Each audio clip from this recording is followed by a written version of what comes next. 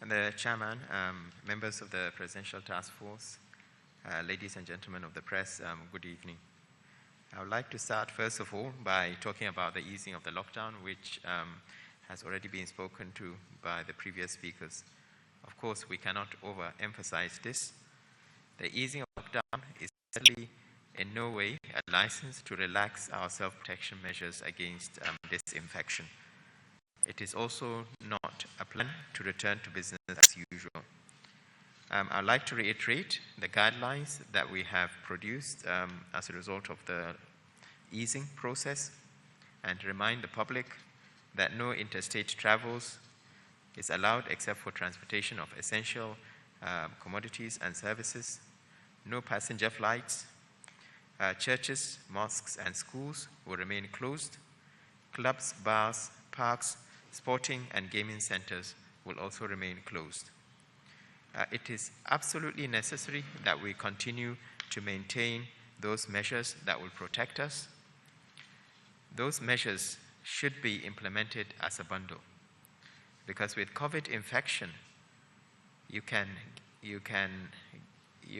have transmission from more than just droplet. So for instance, if you're wearing a mask and somebody is not wearing a mask and is standing very close to you, the droplets he will produce could land in your eyes and you could get infection. If you're wearing a mask and you do not wash your hands, those surfaces that are contaminated with the virus, you could end up touching your face and getting the infection. So what I'm trying to say here is those measures that we recommend need to be done as a bundle for you to have the protection that you need to protect yourself from having this infection. So I'm appealing once again that we must wear our masks to protect ourselves and each other at all times. We must keep washing our hands. We must maintain the safe physical distance of 2 meters and comply with the eased lockdown measures.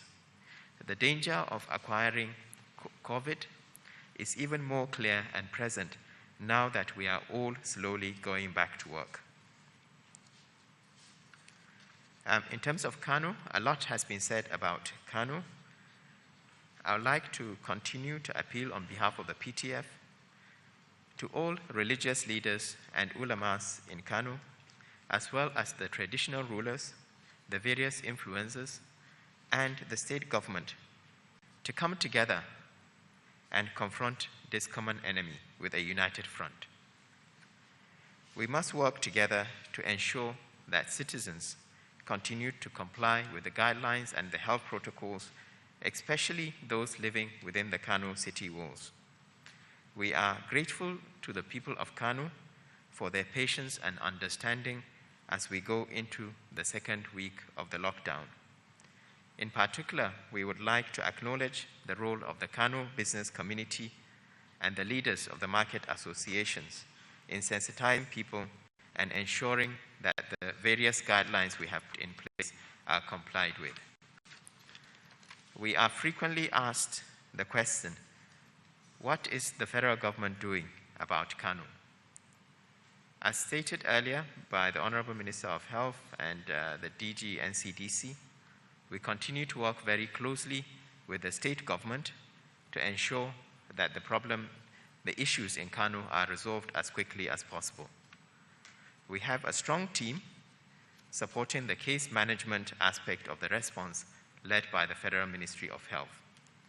In addition to this, we have continued to work closely with our partners to deploy technical staff to support the Kano response. We have at least 41 staff from NCDC and 17 from WHO at the moment in Kano.